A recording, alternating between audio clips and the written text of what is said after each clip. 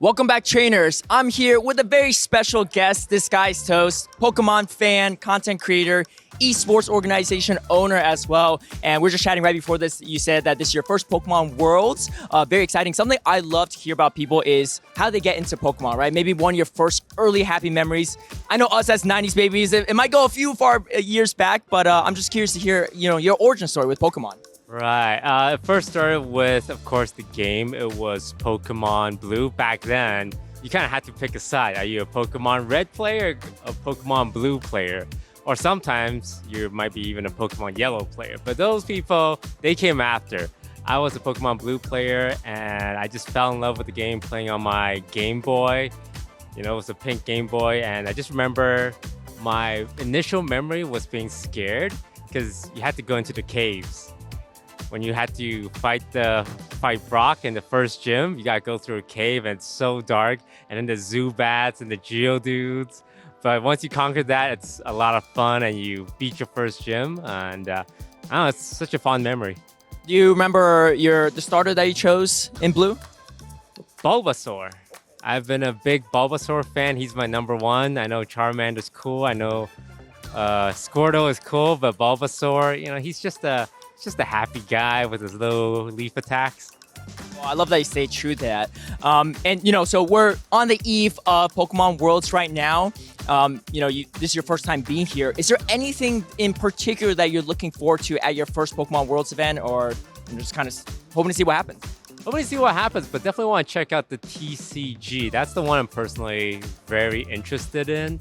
I play a little bit on the side. I had a Snorlax stall deck, and when I was busting it out, people kind of gave me a look. It's like, oh, you're playing Snorlax?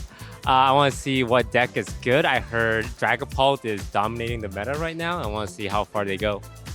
TCG is actually the oldest Pokemon game actually in the competitive series, so a lot of history there. And I know, what was it, maybe last year or 2 years ago, you started your own esports organization, Disguise, and you've been involved with League of Legends, Apex, TFT, a lot of other games as well. Even, I believe, Pokemon TCG last year sponsored some players at our international. What's that road been like for you, and kind of what are your long-term aspirations? Because in my opinion, I think it's a really great thing to give into that esports organization, give these players aspiring to be pros to have a chance to really get into that spotlight. I think a lot of our love for the games we play comes through in esports. It's like all these people that spending time playing the game, talking to each other, researching. So I just think it's like an amazing thing to be able to support. And last year we sponsored a couple of trips. One of the players, Rahul, great player. And when I was trying to learn TCG, I even messaged him, hey, can you teach me how to become a better player? So just love seeing these kids get a shot at fulfilling their dreams. And it's really cool that there's 5 different events here. And it's all just Pokemon fans trying to be, essentially the best trainer they can be.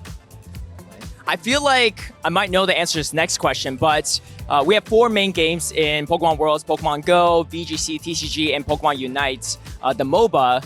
If you were to compete competitively yourself, which one would you choose? I know Worlds in San Francisco next year, so maybe not too short of a drive, not a very long drive for you to get there. I would do the TCG because I think that's the game I have the highest chance in.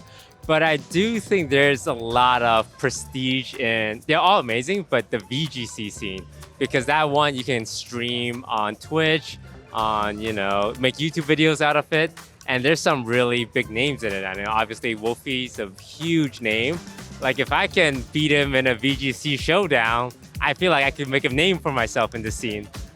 Definitely. I mean, yeah, he's a big name and he's going to be at Worlds this year too. So that would be a showdown I would love to watch. I know a few months ago too, you've been big into opening Pokemon card packs yourself. I remember seeing some of your Prismatic streams, and you're on the hunt for the Umbreon. And I believe you pulled 2, but they were for your viewers. Did you ever end up getting it for yourself?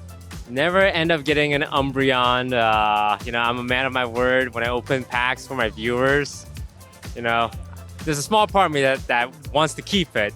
But that wouldn't be very nice, so I always give away the rare cards. Whenever I open cards and give away packs, I'm the luckiest person in the world. It's like, here's a Giratina all of a sudden. And when I'm opening packs for myself, it's, I don't know, a Clefairy here and an Eevee there.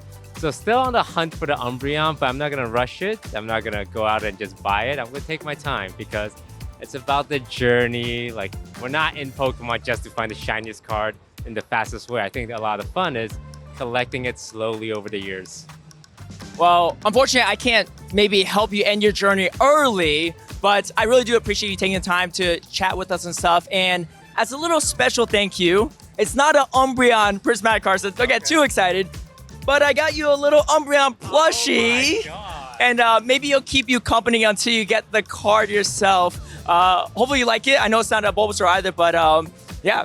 Any final words? Yeah, no, I love it. Thank you so much. I'm going to use this as good luck for my next prismatic pack opening. But yeah, thank you for having me. Thank you for, just hosting, and I'm really looking forward to all the events. And yeah, I think, and look, the place looks amazing. Like, Pokemon really went all out, because I've been in this convention center like 8 times over the last decade, and I think this is the coolest it's ever looked.